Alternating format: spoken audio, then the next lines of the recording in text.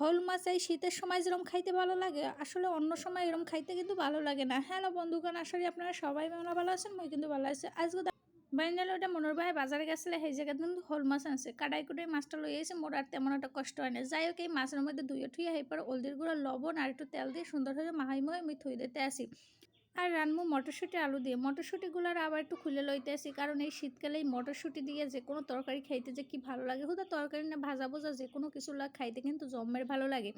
এই যে মোর মটরশুঁটি বা সুন্দর করে খুলে লইছি, আর একটু মশলা বাটতে আসি। বাটা মশলার রান্না কিন্তু সবসময় ভালো লাগে। এই জায়গায় জিরা, আদা আর একটু কাঁচামরিচ দিয়ে সুন্দর করে বাইডে বুইডে লইতে আসি।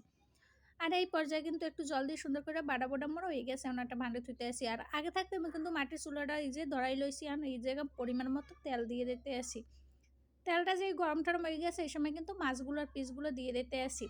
আর এই মাছগুলো কিন্তু একটু লাল লাল করে ভাজতে হইবে। যাই হোক, ওই যে বান্ডে মাছ ছিল ওই একই বান্ডের মধ্যে হলদের গুঁড়া, লবণ, মরিচের গুঁড়া, গরম মশলা আর একটু জল এই দিয়ে সুন্দর করে মশলাটা এরকম গোলাই রাখবো। এইতে আসলে মোর রাঁধতেও সুবিধা হইবে, আর বাড়া মশলাটা স্বাদ পাওয়া যাবে। মোর হাওড়ি যাতে কয় আসলে এরকম মশলাপাতি সব রেডি করে রাঁধতেও কিন্তু কম সময় লাগে।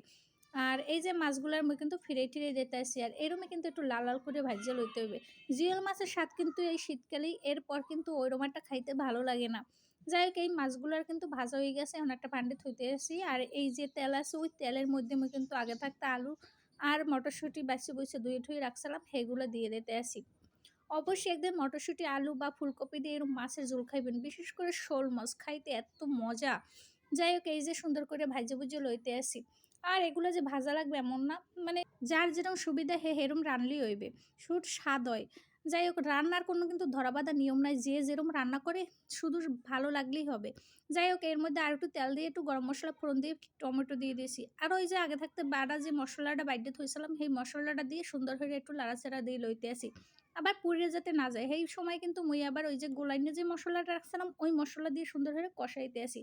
উপরে যে সময় তেল তুল ভাইসে উঠবে, সেই সময় কিন্তু আলু আর মটরশুঁটি দিয়ে দিতে আসি।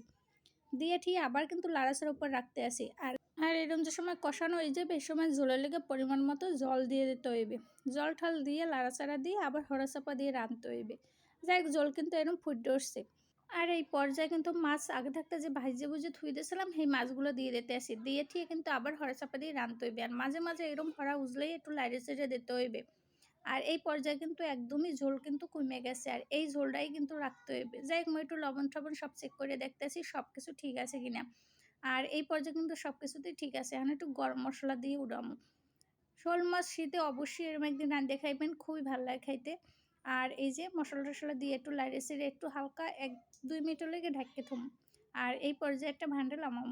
মোর এই রেসিপি কোনো জায়গার দ্বারা যদি একটুকু ভালো লাগে তাহলে অবশ্যই একটা লাইক, সুন্দর কমেন্ট আর ফলো বাটন টিপ দিয়ে মোর পাশে থাকুন। হেলে কিন্তু সুন্দর সুন্দর রেসিপিগুলো দেওয়া মাত্রই পাই যাবেন। তো বন্ধুগণ, ভালো থাকেন।